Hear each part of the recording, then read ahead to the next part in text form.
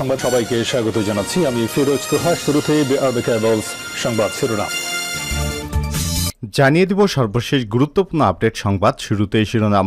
জানা গেল সেন্ট মার্টিনের পথে গুলি করেছে কারা। টেকনাফের সঙ্গে সেন্ট মার্টিন যাতায়াত আতঙ্ক বিরাজ করছে। সম্প্রতি একাধিক ট্রলারে মিয়ানমারের অংশ থেকে গুলি করা হয়েছে। জানাবো বিস্তারিত, সঙ্গেই থাকুন। এরপর জানিয়ে দেব সেন্ট মার্টিন ইস্যু নিয়ে যা বললেন বিএনপির মহাসচিব মির্জা ফখরুল ইসলাম। এদিকে সেন্ট মার্টিন আক্রান্ত হলে ছেড়ে দেব না হুঁশিয়ারি দিলেন আওয়ামী লীগের সাধারণ সম্পাদক এবং সড়ক পরিবহন ও সেতুমন্ত্রী ওবায়দুল কাদের।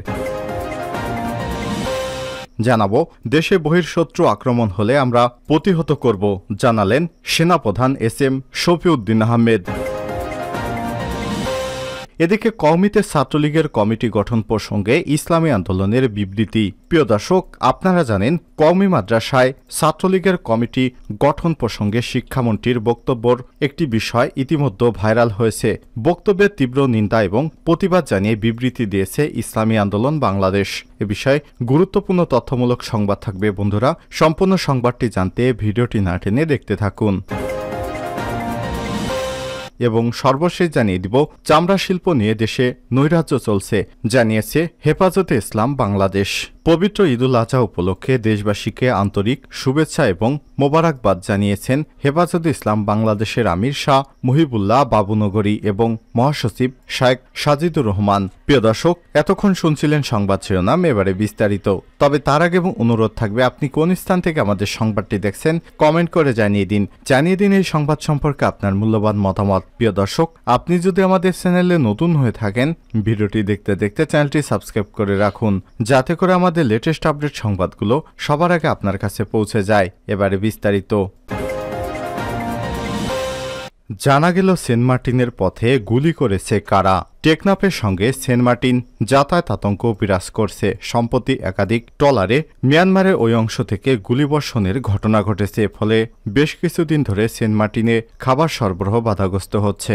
আতঙ্কজনক পরিস্থিতিতে গত 13 জুন থেকে কক্সবাজার বিআইডব্লিউটিএ ঘাট থেকে বঙ্গোপসাগর হয়ে বড় ট্রলারে সেন্ট মার্টিনে পণ্য সরবরাহ অব্যাহত রাখা হচ্ছে।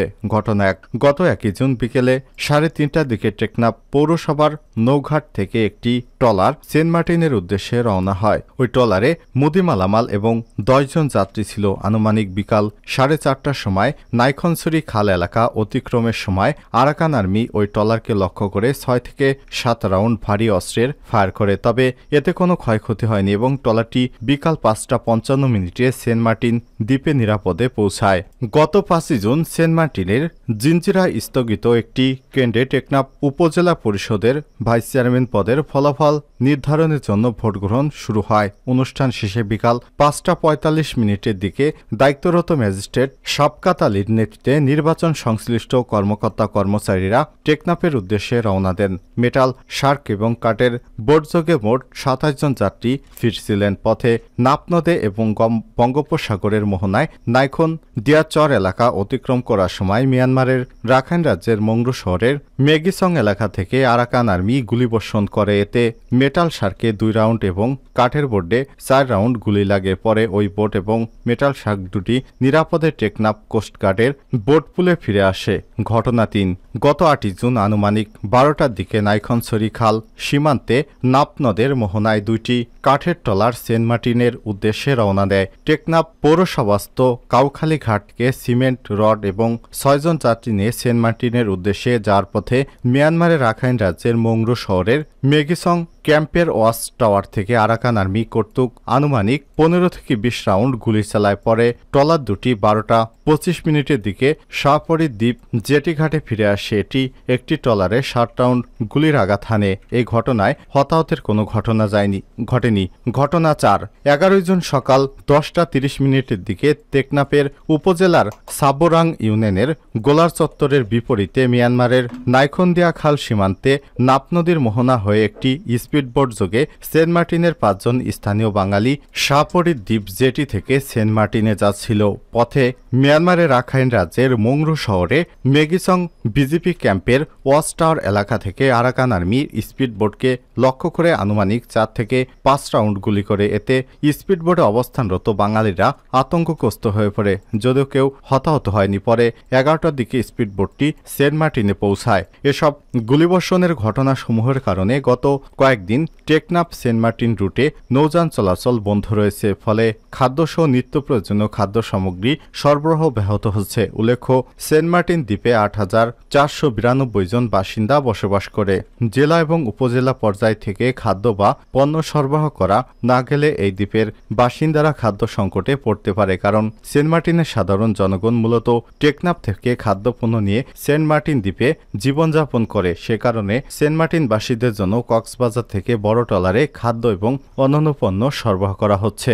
জানা যায়, নৌযান চলাচল স্থগিত এবং খাদ্য সংকটের পাশাপাশি মিয়ানমার নৌবাহিনীর টহল বৃদ্ধি পায় দ্বীপটির স্থানীয়দের মধ্যে আতঙ্ক বিরাজ করছে। এমন অবস্থায় প্রশাসন কর্তৃক দ্বীপের স্থানীয়দের আতঙ্কিত না হওয়ার জন্য স্থানীয় প্রশাসনের পক্ষ থেকে নানা পদক্ষেপ গ্রহণ করা হয়েছে। তবে এ সমস্যা স্থায়ী সমাধানের জন্য টেকনাফের সাবরং ট্যুরিজম ইকো পার্ক সংলগ্ন সাগর উপকূলে একটি জেটিঘাট নির্মাণ করা দরকার বলে মনে করছে স্থানীয়রা। উল্লেখ্য, টেকনাফের সাবরাং ইকো পার্ক বিচ থেকে সেন্ট মার্টিন দ্বীপের দূরত্ব আনুমানিক 24 কিলোমিটার।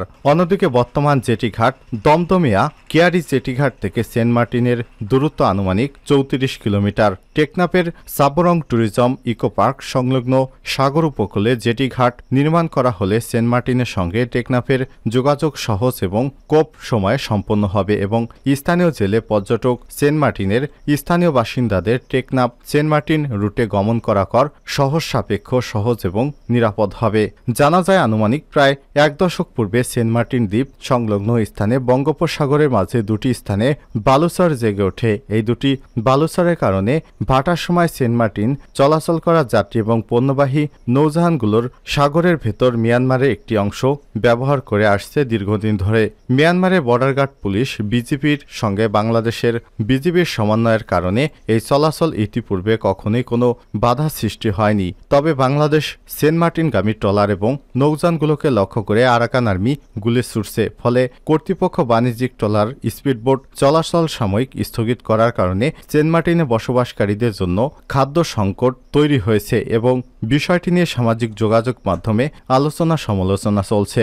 জানা যায়, কক্সবাজারের টেকনাফ উপজেলার সাবরং ইউনিয়নের শাহপরী দ্বীপ এলাকায় নাপনাদ এবং বঙ্গোপসাগরের মোহনায় গোলচর নামক এলাকায় আনুমানিক 2 কিলোমিটার জোরে বড় একটি বালুর চর রয়েছে। এছাড়াও গোলারচর থেকে আনুমানিক 5 থেকে 7 কিলোমিটার দূরে বঙ্গোপসাগরের মধ্যবর্তী স্থানে নাইখন দিয়া নামক স্থানে 1 কিলোমিটারের মধ্যে আরও একটি বালুর চর ভাটার সময় জেগে ওঠে। ফলে টেকনাফ দমদমিয়া কেয়ারি জেটিঘাট থেকে সেন্ট মার্টিনের উদ্দেশ্যে যাত্রা করা যাত্রী ও পণ্যবাহী জাহাজ, মাছ ধরা ট্রলার, সার্ভিস বোট এবং স্পিডবোট সহ সব ধরনের নৌযানগুলোকে গমনাগমনের সময় জেগে ওঠা বালুচরের কারণে international maritime boundary line IMBL এর মিয়ানমারের অংশের নাইখনদিয়া এলাকা ব্যবহার করতে হয়।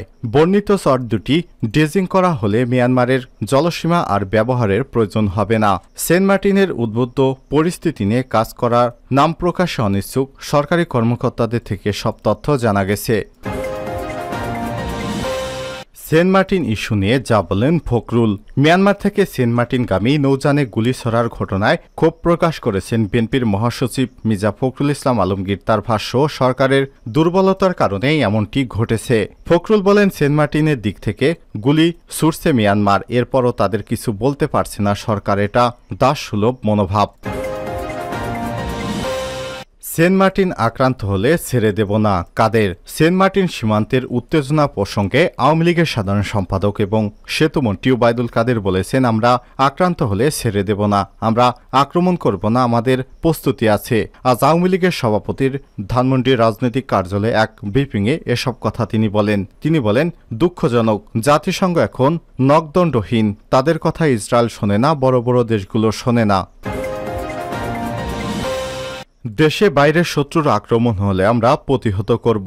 সেনাপ্রধান সেনাবাহিনীর প্রধান SM শফিউদ্দিন আহমেদ বলেছেন, আমাদের দেশে যদি বহিঃশত্রুর আক্রমণ হয় সেটাকে আমরা প্রতিহত করব। বর্ডার ভায়োলেন্স হচ্ছে, তার জন্য বর্ডার গার্ড কোস্টগার্ড আছে, তারা বিষয়টা তদারকি করছে। আমরা সেনাবাহিনী প্রস্তুত আছি, এর চেয়ে লেভেল অন্যদিকে গেলে সমুচিত ব্যবস্থা নেব আমরা। শনিবার 15 জুন দুপুরে শরীয়তপুরের জাজিরায় বাংলাদেশ সেনাবাহিনীর 9 পদাতিক ডিভিশনের তত্ত্বাবধানে শেখ রাসেল নিবাসে একটি ব্রিগেড সিগন্যাল কোম্পানির পতাকা উত্তোলন অনুষ্ঠান শেষে মিয়ানমার বর্ডার উত্তেজনা নিয়ে সাংবাদিকদের প্রশ্নে জবাবে সেনাপ্রধান এসব কথা বলেন।